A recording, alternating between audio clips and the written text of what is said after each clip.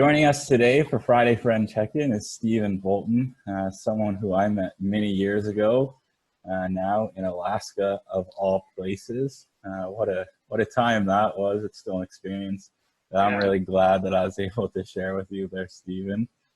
How are you doing? doing good. It's Good. obviously crazy times right now, and wish I could be back in Alaska with you and maybe catching some salmon or something like that. But No kidding. Yeah, thanks for joining. I'm going to run through a bit of your career. Originally from Las Vegas, Nevada. You went on to play in the top junior league in the States, the United States Hockey League, suiting up for the Tri-City Storm. And then you eventually found yourself playing NCAA Division III hockey at Bethel University.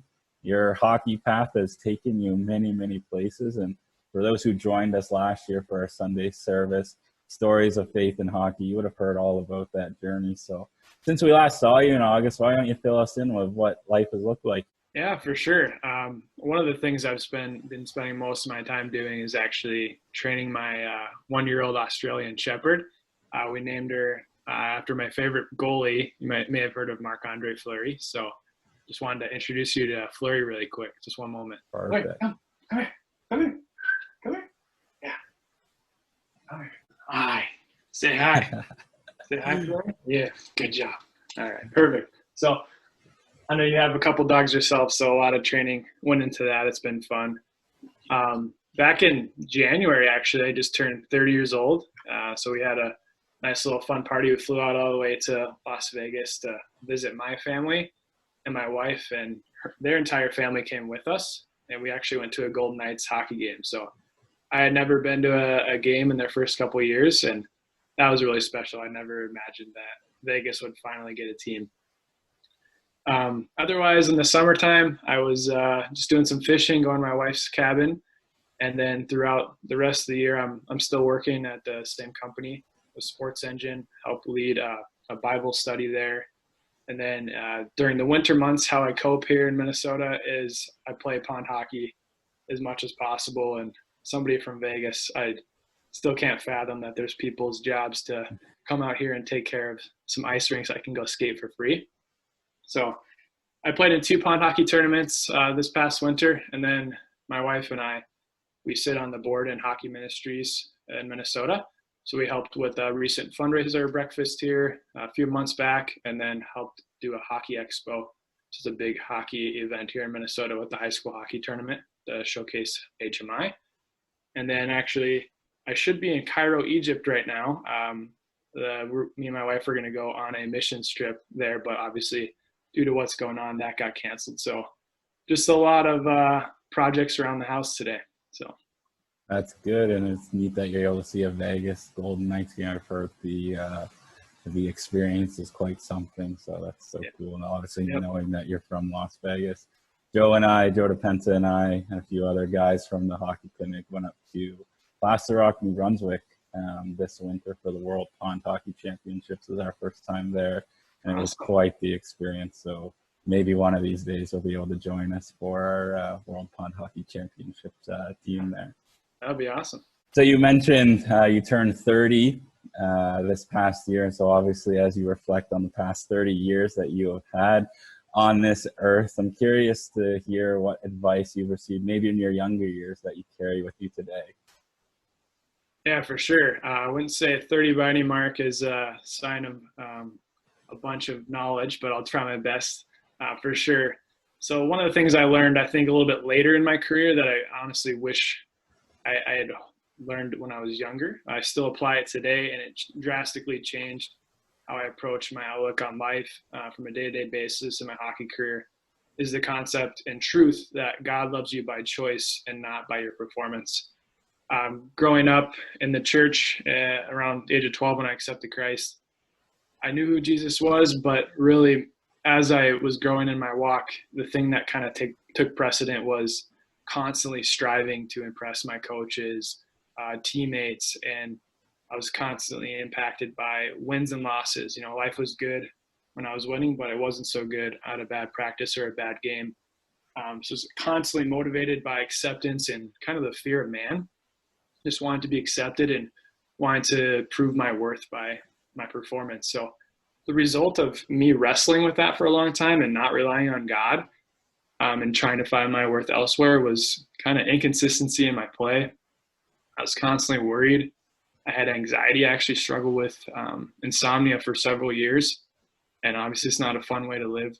Constant doubts, striving, no rest.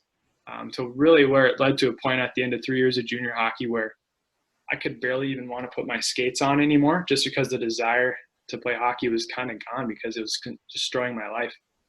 Until one day I read Genesis 22 at the point of being done with juniors, considering the next step. It talks about Abraham being asked to lay down his one and only son, Isaac. I felt like that was me in that moment, to lay down the game of hockey. Ironically, the dream that I was working for a D1 scholarship came, but at that time I felt like I needed to lay that down, just push that aside and really truly pursue my relationship with God.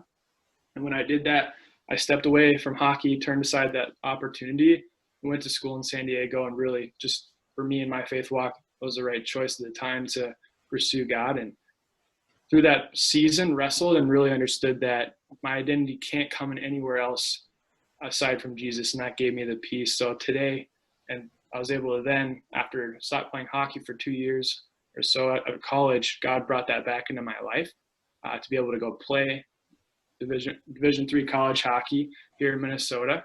And I played with the perspective that hockey is really just a tool at that point. My motive changed from what can I do to impress my coaches and teammates, but what can I do to just go and enjoy the game and honor God. And the result of that was consistency, and then the ability to truly enjoy the game and enjoy being on the ice every day instead of it being a burden. Yeah, that's great. Thanks so much for sharing. And I think you touched briefly on early about the ups and downs that hockey brought you. And obviously life looks a lot differently right now than it did even say 6 weeks ago. And so we're all experiencing maybe those ups and downs in a different kind of perspective. So I'd love to tee you up for this last question, just to ask you, what's been a source of comfort or a source of encouragement for you in these times? Yeah, absolutely. First and foremost, it's really just Jesus and his word, the Bible. Just had more time to read lately, pray, and meditate on the truths that God has given us. Just want to share a few of those that have been encouraging to me. The first is that the victory has already been won by Jesus. And as Christians, we can believe that promise instead of what may happen on this world. We don't know what it looks like, but it says in 1 John 4-5 is that for every child of God defeats this evil world, and we achieve this victory through our faith. So that's one source of comfort.